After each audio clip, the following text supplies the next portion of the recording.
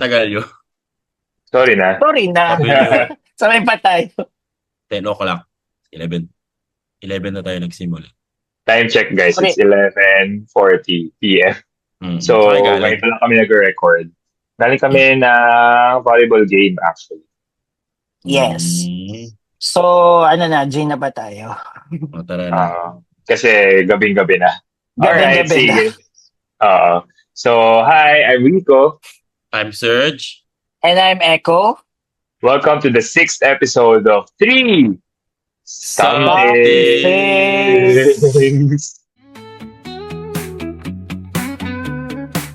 The three somethings. Rico, Serge, and Echo. Wanna talk? We got you. Everything's better with three. Buy one and the next two is free. The three somethings.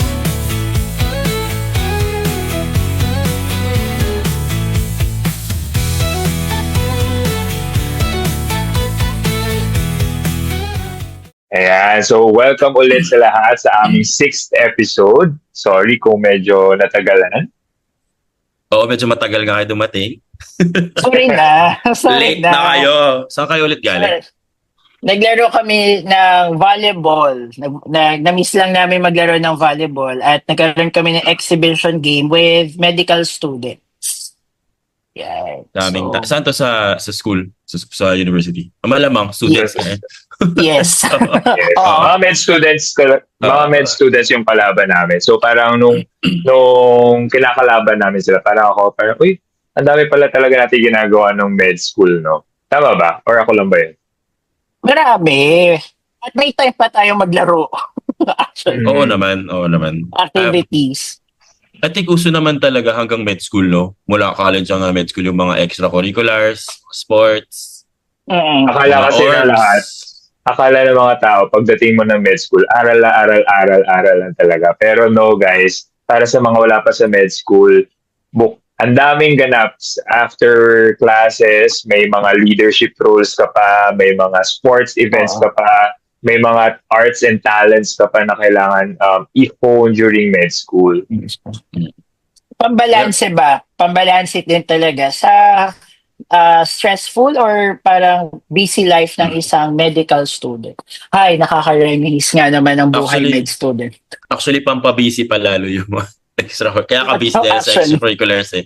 Hindi naman dahil talaga sa aral, oh. Nagiging busy ka dahil meron kang extracurricular, which is fun. It's fun din naman to do well in med school. Sige, Actually, hindi siya required, di ba? Hindi siya required, pero it keeps us sane kasi as medical students. hindi nga. Pero yun nga, parang para lang ma-break yung routine mo sa med school, gumagawa ka ng mga kung ano-anong mga extracurriculars sa med school, like tulad ng volleyball, intramurals, yan. Sabi mo kanina, art stuff. Student council. Mhm. Yes, totoo yan. Kung hindi nyo alam sa mga listeners namin, isa sa amin ay kumbaga, one of the 10 outstanding students of the Philippines. Mhm. So, Sino kaya yan? sino kaya Big yun? word. Oo. Comment down below. Ayan. So anyway, so ngayon, ang topic natin for today is since nag-reminisce na tayo about our childhood last episode, no? Gusto nating balikan yung a day in the life of a med student. Paano ba natin siya na-survive yung med school? Pakita natin kung ano ba yung ginagawa natin sa isang araw, no? Na to prove lang na hindi talaga tayo aral lang. No? At masaya talaga masaya ba talaga Masaya. mag-med school? Masaya. Oo. Masaya. Agree. Masaya naman.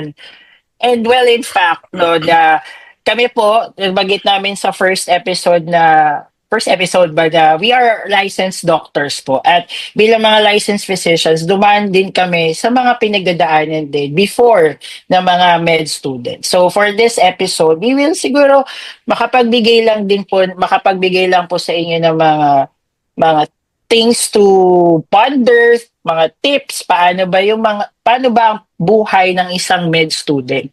At ganun din, of course, pwede rin to sa mga gustong mag-pursue ng med school or gustong maging doctor someday. Okay. Diba? Okay, so simulan natin sa umaga. Anong oras kayo gumigising? Ako, 5:30 a.m. Okay. Ako, I'll be honest, mga 6:30 to 7 ako nagigising. Or sometimes, kapag late, 7:30. Okay. Ako, 7:30. Oh. May reason yan kaya bakit 7:30. Hindi dahil tamad ako. Explain mo ba? Sige, explain ko na ngayon.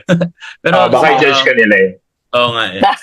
Pero mas ka-judge yun sa'yo pag in-explain mo eh. So ako na lang mauna.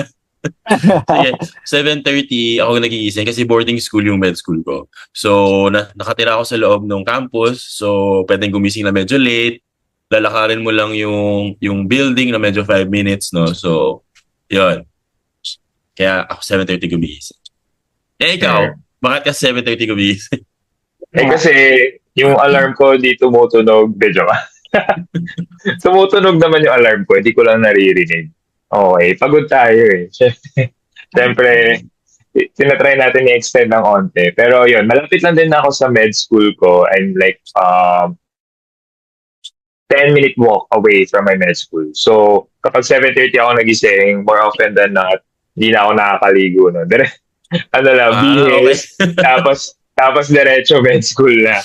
Okay. Wow. Sorry na. Ako lang naman magawa ako. nun. Naliligo ko araw-araw, day and night. Ako din. Kahit malate pa ako. Maganda yung malinis na late kesa sa mabaho, late ka pa. Hindi, ako ay, mukha naman akong malinis. Yun naman importante doon, mukha kang malinis. At presentable pag nasa school ka. Okay, sige. So hindi kayo nagbe-breakfast before going to class. Well, Like, ako nagbe-breakfast. Ako hindi. Kasi Hindi ako nagbe-breakfast. Pero masama yun Dapat talaga mag-breakfast kayo before starting your day. Agree. Yung iba sa amin, late na, may kape pa. Alam mo yun? So, pa dumaan ng Starbucks para lang bumili ng kape. But anyway, Okay. kanya-kanya trip naman yun. Ako, binabaon ko yung breakfast ko. Dinadala ko na lang siya, tapos kakainin ko sa school pagkapunta doon. And then, 8 o'clock, sakto, diretso na tayo sa mga lectures natin. Yep. Or Yes. sometimes mga SGDs. SGD para sa mga hindi po med students ay small group discussions. And then what else? Ano ba mga ginagawa natin? Mga ward work, ganyan.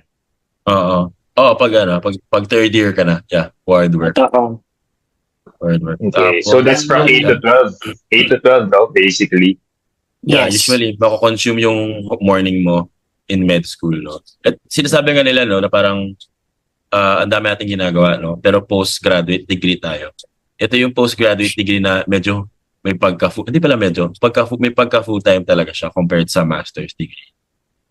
Totoo. Kasi parang hindi ka talaga makakatrabaho. Unlike law, di ba? Marami akong kilalang law students na nag-work during their law years or law school. Tayo, totoo. parang wala, 8 to 5 ka talaga kakain, so hindi ka makakatrabaho talaga during med school. Oo. And med school kasi is something din na hindi mo pwedeng i-online. Especially the skills, laboratory, micro, biochem labs, dissection, hindi mo pwede siyang i-online. So, kailangan Ang hirap talaga kaya, nandun ka no? sa school. Totoo. Although, syempre, ibang usapan during the pandemic. Nag-adjust naman yung mga med schools. But, back in the day, dati, Back kailangan then. talaga 8 to 5 talaga nag-lecture ka. Oo. So, yung morning natin, nakakonsume na siya ng 8 to 12. Tama. Yes. So, Oo. kailangan ng kape. Para tumagal. Ako, hindi ako nagko-coffee. So, Oo nga pala. stay awake. Try. Tapos, anong gagawin natin after ng morning? Wala, Hindi lunch. 12 to 1, lunch. Sika. Or ako kasi talaga, important sa akin ng sleep. So, umiidlip talaga ako kahit mga 15 minutes before the start of the next lecture talaga. Actually, ako din, kapag minsan nga para bibilisan mo lang yung kain mo ng lunch, tapos punta ka sa classroom, doon ka matutulog. Out until na pumasok yung prof, di ba? Mm. Para magko-conserve ka ng energy mo. Kami naman, kami 12 yung lunch namin pero hanggang 1:30. Wow. Hanggang Ang 1:30. haba.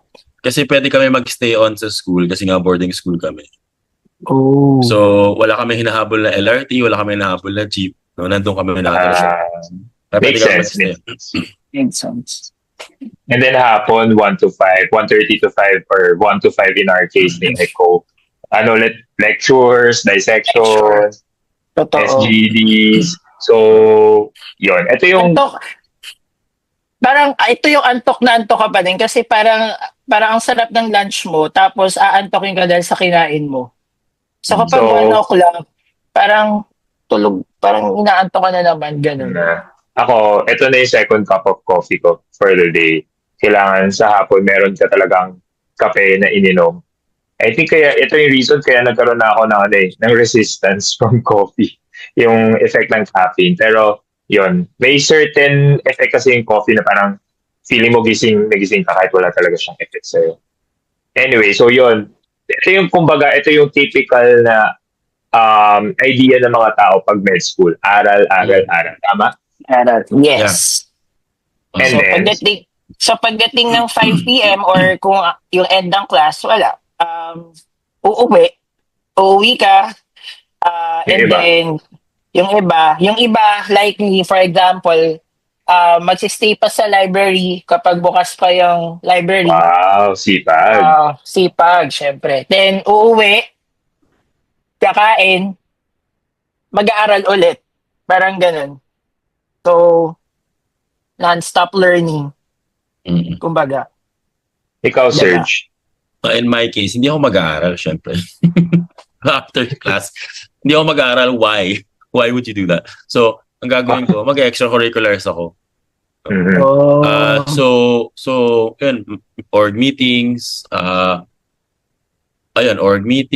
mga may event, attend ng events sa gabi, o kaya sa amin kasi, since boarding school kami, yung College of Medicine may assigned gym night siya. Sa gym, sa auditorium. No? So, ang gagawin namin, pupunta kami doon, maglalaro kami. Sports. Required? Hindi, kung gusto mo lang. Parang yung gym reserve siya for med students. Parang yun yung night mo. Parang Monday ata kami. Wow. So, Monday siya ginagawa kasi ang exams namin ay usually scheduled ng Mondays. So, So parang relaxation. Gym night yung tawag namin doon. Tapos, pag masipag yung sports org namin, minsan may pakulo pa yan, may papremyo. So, pupunta talaga yung mga tao. Okay yan, solid yung ganong every week may assign sa iyo na day yung court. In my case naman, more of org frat stuff, and sports din actually. So yun yung kumakain ng gabi ko actually, mga extracurricular din. Minsan umaabot yun ng mga hanggang 9 p.m. Ganun, or even beyond 9 p.m. Yeah. Kami din. Kasi after 9 p.m., magsasara na yung gym eh. Gagawin namin, maglahanap pa kami sa labas kung saan pa pwedeng maglaro. Yung minsan may mga courts na bukas pa, ganyan. O kaya may mga places pa na pwedeng tumambay para mag-meeting pa, yung mga orgs, ganyan. Ayun. So, yeah. So, for me, gusto ko may ganun, no? Yung aral hanggang, lang, pag wala namang exam, hanggang 5 p.m. lang. Hindi na ako nag-aaral beyond para may balance, may certain balance sa med school life. So after extracurriculars, di ka na nag-aaral, Serge? Hindi. Talaga? Hindi talaga. Hindi ako nag-aaral. Talaga? Oo. Nag-aaral ako kapag malapit na yung exam. Wow. Pero hindi ko sasabing tularan niyo ako. Hindi kasi ako stellar student. Pero siya yung 10 outstanding natin. Siya po, sa lahat na nakikinig, siya po yung 10 outstanding student of the Philippines. Kami na po magbubulgar sa inyo niya. Hindi ako stellar student, pero for me parang nakuha ko yung full experience kasi Kasi there are days na mag-aaral ako, there are days na mag-extracurricular. So, alam mo, para it's a good balance talaga. Ako, in my case naman, after extracurricular, mag-aaral din ako. Mag-aaral ulit ako. Kasi, ewan ko, nung time na yun, I consider myself as a night owl talaga. Na parang mas mabilis talaga pumasok yung information sa akin kapag gabi ako nag-aaral. So, after extracurricular, mga 10 minsan hanggang 2 a.m., nag-aaral talaga ako.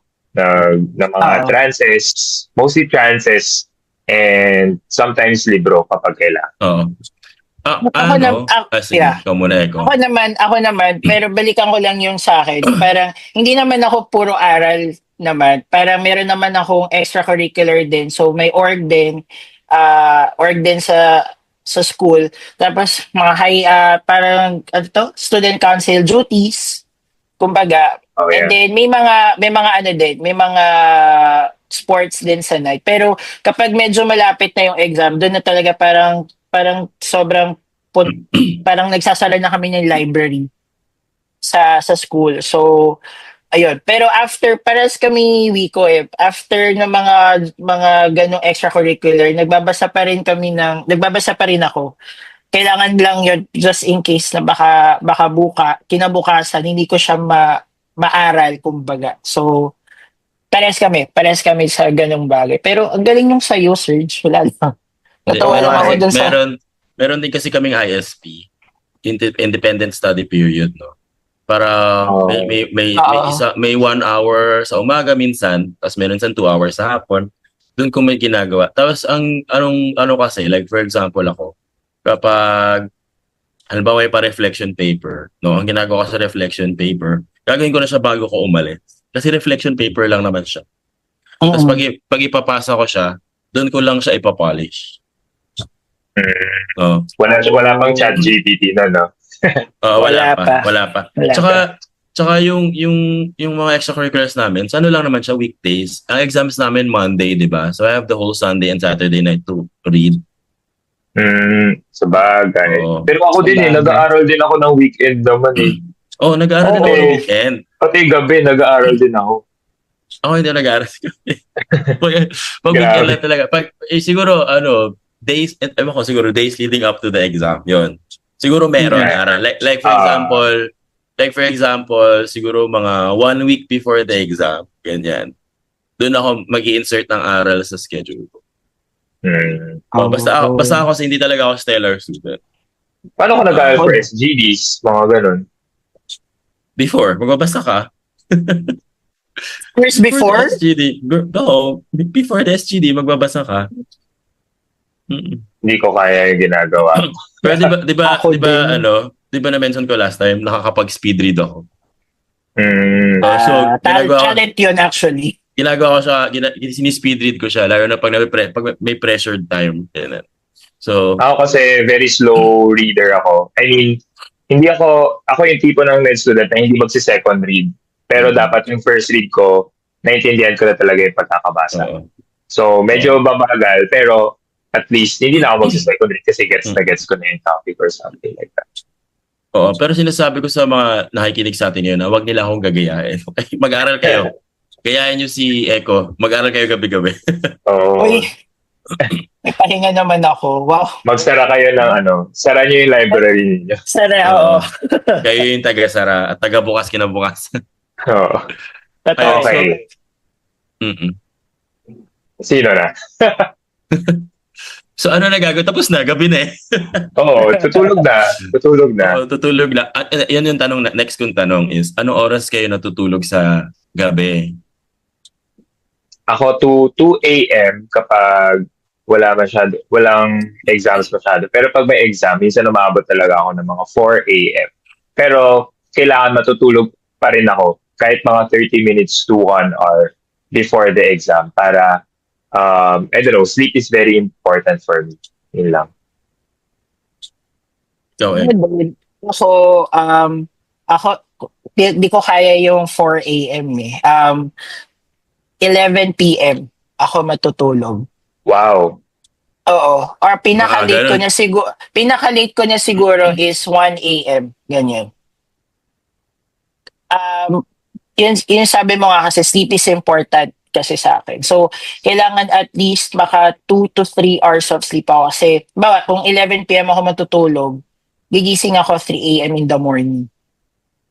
Ganun siya. Tapos, makakatulog ulit akong konti and then gigising ako alas 5, papasok na ako ng school. So, lalo na pag exams kasi hindi ako all-nighter. I'm not the type of person na all-nighter talaga.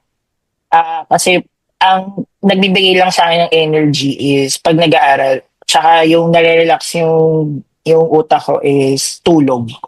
So, 11 p.m. yung cut-off ko talaga. Yun.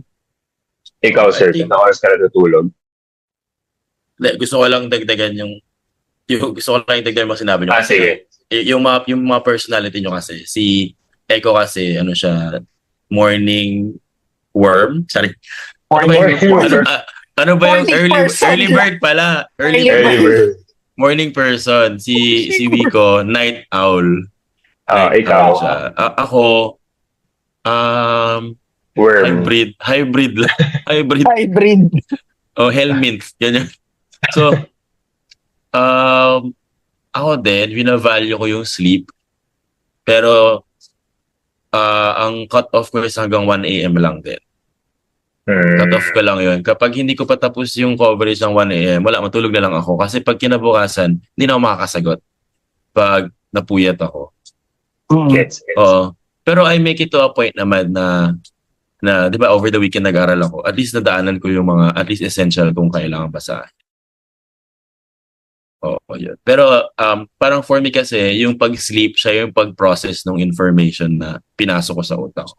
Memory Meron man. formation. Memory Oo. formation. Yun. Mm-mm. Kaya matulog kayo, guys. Yun yung point ng ano na to, episode na to. Matulog kayo. De, joke lang. So, dahil na-review na natin yung typical day of a med student, yun ay typical day. Kasi may mga days talaga na toxic, may mga days talaga na benign ang klase. Pero yun yung typical day namin. So, what can you tell our students regarding survival sa med school? Paano ba matapos ang first year, second year, third year? Tsaka na yung clerkship internship, ibang episode siguro eh. Ibang klase kasing laban. Ibang klaseng battle yun eh. Iba yan eh. So yung ano natin, so yung 3 somethings natin for today ay Survival tigitigisa tayo ng survival tip. No? Yun yung Okay, magiging sige. ano natin. 3 Things. Oh, May delay talaga eh. May delay. Oo. Sige. Okay, Anyway. Ikaw muna, Vico. Okay, ako. So, ako I'll give a tip on how to study concepts and lessons sa med school. I'm not saying na ako yung pinakamagaling mag-memorize or mag-aaral, no? Pero I think 2 techniques isang technique na ginagamit ko talaga ever since med school is yung tinatawag na Feynman technique, wherein while studying, sinusubukan kong ituro yung concept or yung lesson sa sarili ko. So parang ako yung tipo ng med student na makikita mo kinakausap yung sarili niya. Ganong klase. Parang may imaginary person ako na tinuturo ko yung lecture. I don't know, kasi sinasabi nga nila, the best way to learn is to teach, di ba? Teach something. Kasi you cannot teach what you do not know. So pag naturo mo na siya, na-simplify mo na siya to a high school student or grade school student yung concept, alam mo yung topic, no? Another technique, although hindi ko siya nagawa during med school, was Pomodoro technique talaga. Pero during boards, isa to sa mga nakatulong talaga sa akin to remain focused and magtuloy-tuloy na pag-aaral. It's a Pomodoro technique. So basically, you divide the entire day or the entire study session mo into chunks. So basically, parang 50-minute na solid focus na aral and then 10 minutes na pahinga. And then, i-repeat mo lang yung cycle na yun. Tapos magugulat ka by the end of the day, parang naka 16 na Pomodoro cycles ka na hindi mo namamalayan. Ang dami mo na palang na aral. So, yun yung mga maybe some techniques na pwede nyong gamitin. Pero again, kanya-kanya siya. Hindi siya for everyone. Iba-iba tayo ng techniques sa pag-aaral. Ikaw, Okay. Echo. So, Ay, sige. so basically, ang tip number 1 natin is use study techniques in order to Yes. survive med school. Yes. Okay. Especially okay. kung first year kayo na dinidiscover nyo pa lang kung ano yung technique na bagay sa'yo. Try different techniques. And then kung ano yung mag-fit sa inyo, yun yung gamitin nyo for the rest of the second year and third year. Yun lang. Okay. Sige. Parang di tama nga yun kasi first year med school, it's more of adjustment period kasi yun, di ba? So, you have to find your own rhythm when it comes to studying. So, maganda yung tip mo na yan, Rico, na you have different, meron kang ginagawa para mas ma-retain yung inaaral mo. Yes, Siguro and yeah. gusto ko lang i-emphasize na your technique during undergrad may not be applicable during med school kasi iba talaga yung amount of information na kailangan mo i-take in during med school. Yun lang. Sige. Okay. Yeah. I-bridge ko yung sinabi mo na yan, Vico, kasi sa akin, isang tip ko dyan is more of you have to schedule your pag-aaral. Kasi, sabi mo nga, Schedule your pag-aaral. Sorry, natawa ko. To your pag-aaral. Oo nga to. Schedule during your pag-aaral. Schedule your pag-aaral. That's so konyo. Anyway, ano ba yun? Yung sinabi mo kasi kanina, it's iba yung study habits mo when you're undergrad. Ng rin yung study habits mo dapat when you go to med school. Siguro kasi sa akin, nung undergrad ako, parang kaya kong mag-aral ng a day before or 2 days or 1 week before the exam for a pending quiz or examination. Sa med school kasi for me, parang kailangan mo mag-aral ng much more, yung mahaba yung oras Yeah. saka preparasyon mo talaga. So kumbaga, kung 1 week nung undergrad, baka 3 weeks or 1 month prior to your examination, dapat medyo nagbabasa-basa ka na, medyo dapat you are familiarizing the concept, dapat nakikinig ka na dapat sa professor mo para at the same time, madali na lang yung aral mo eh. So, ang key kasi siguro when you're surviving medical school is you have to be efficient with your time.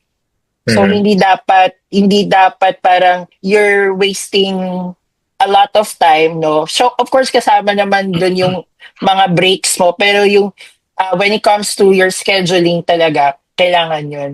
At isa sa mga isa sa mga nagawa ko ng med school na alam ng mga kaibigan ko sa med school, no, na during Sundays hindi ako nag-aaral, even if may exam.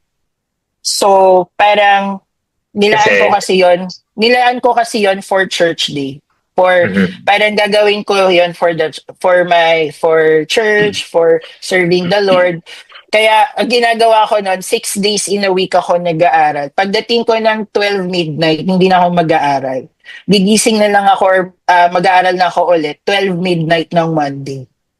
Ganun pag during exam. So, nagawa ko naman siya ng buong med school ko. It's just that you need to schedule lang your time at magiging effective yun sa inyo, especially surviving med school. Lalong-lalo na when you go to, siguro may mga ibang schools na second year, third year, sobrang dami ng subjects. Mahalaga talaga na you need to make sure that you have a proper or specific time na ito lang aaralin mo. Ito lang yung particular time na aralin mo, which makes you productive, pagiging more productive and time efficient. So, yun yung isang tip ko for surviving med school. So, tip number 2 natin ay do scheduling. Schedule Yes. your everything. Okay, di ba? So, number 1, gamit tayo ng study techniques. Number 2, schedule your everything. Kasi kailangan talaga siya sa med school. Okay, yung sa akin naman, syempre i-bridge ko din siya dun sa tip na galing kay Echo. So dahil sinischedule natin ang ating pag-aaral, we should also have to schedule time for ourselves, no? So, hindi ibig sabihin na med student ka, makakahon ka doon sa idea na nag-aaral ka lang palagi, na palagi ka lang nagbabasa ng mga libro or kung ano-ano man, no? Kailangan mo rin ng break time. I think I think doon sa conversation natin kanina parang ako yung pinakamaraming may break time dito. Ah, so ito sineschedule ko naman siya, no? Sineschedule ko naman siya kung kailan ako titigil kailan ako magsisimula mag-aral. Yan. Like sabi ko nga kanina, days leading up to the exam, nag-aaral na ako. Pero ito natutunan ko to ng boards na kung natutunan ko lang din ng med school, siguro mas effective akong med student. Siguro mas mataas siguro yung grades ko. Sineschedule ko yung mga distractions ko or yung mga time off for myself. Mhm. Like for example lang, uwi ka na 'di ba ng 5:30, siguro in my case 6 o'clock nasa bahay na ako. Yan. mm, So pagdating ko sa bahay, 6 to 7 nandun na yung ligo at saka dinner. Tapos 7 to 9 siguro pwede ako mag-aral, right? 7 to 9 Siguro. pwede ako mag-aral. I mean, sana ginawa ko nung med school sana. 7 to 9 Okay. pwede ako mag-aral. 9 to 10 pwede akong pwede akong mag-video games, no? Kasi mahilig ako maglaro ng video games, no? Tapos 10 to 12 mag-aral ulit ako. Tapos 12 tulog na.